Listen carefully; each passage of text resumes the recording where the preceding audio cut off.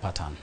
E kuonde ma pi samoro jachende winjo bed ni ot iting'o malo manyalo romo nade mondo eka ogeng' wach mar pi. Ni wacho ni samoro unyalo keto ot ka en ot kata mar gorofa kuom ranyisi, kata ka en ot manya bedo maduong', ichunge gi beams, ikuongo ichwoyo gik machalo ka beams kande, then kaso bedo suspended, nitie kaka kutude ka isketo ne slab makata samoro pi nitie pogruok e kind lo kod ot owuon kama ot chakore godo, we gap moro matin. Ng'ama gedo madwano chwe ot kawuok piny to ng'e maber ni kato samoro nyalo bedo gi chandruok mar pi, en winjo bed ni iting'e malo marom nade? Okay, nitie gima luongo ni datum level. Sami gedo onego ing'e gima luongo ni nature of terrain, the topography mar lowo kaka bet. Nikech mana gik miwacho ni pi run of water, mano koro bedo determine sama wan e site. Wadwa timo investigation e site to wang'iyo depth of the foundation, but generally averagely ka ok en kama tut ahinya, tido ni foundation biro gi moro 1.2 meters, matiende ni kaponi level ogik ka tinyalo ywe gi kose sadek.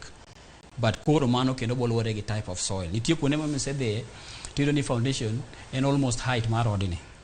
Yes. Makoro samoro waloke mana basement. Yes. Nikech onyalo bedo too costly to backfill, and kata ki backfill the forces ma en go nyalo go wall pin if it's not properly supported. Koro mano forces go gina ngogeni manyalo go korot pin. Forces dey one be ground pressure. Yes. Nikech ingeni samwa forces dey one be ground pressure. Yes. Nikech ingeni samwa bedo kaka koro kamwa bede kae. Yes. One gi what we call live dead loads and live loads. Mangiso ni kaka wabedo kani the bedo transmitted dirot kama wantie ni dirot no manyo kama strong matiende ni otere pila kaka koro pila mantie kani oro tere kona. Koro pila ni ukine kodhi mochakore nyaka foundation era kama luongo ni stable ground kata rock strata.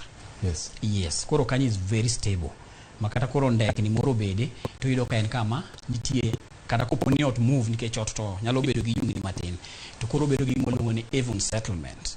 Maonge gimoro ni yudo ni konya chiel dhi piny to konya chielo chung.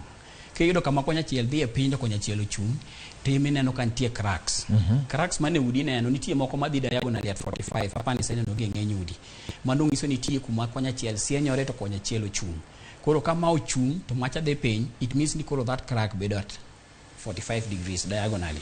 To nitie cracks moko be mido kodhi straight kama. Mano nyalo bedo as a result of gimo wacho kuoyo gi chuodho. Plaster ok odhi maber.